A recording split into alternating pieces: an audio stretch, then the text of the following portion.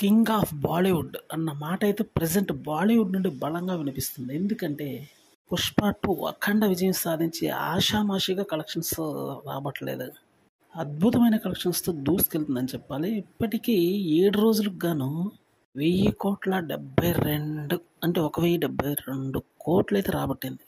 అందుకని ఈ movie తిరుగులేనటువంటి collections అయితే రాబడుతుంది. తొందరలో బాహుబలి కలెక్షన్స్ కూడా చిరిగిపోయే అవకాశం అయితే తొందరగా ఉందని మాత్రం ఒక మాట గట్టిగానే అర్థమవుతుంది.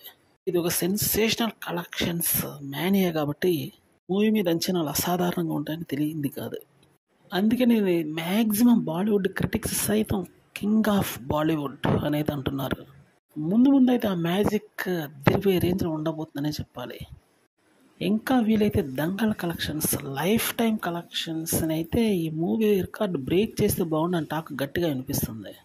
ఇటువంటి మూవీస్ అంటూ రావాలంటే ఖచ్చితంగా సుకుమార్, రాజమౌళి, అల్లు అర్జున్, ప్రభాస్ ఇటువంటి బడా కాంబినేషన్స్లో రావాల్సి ఉంటుంది మరి.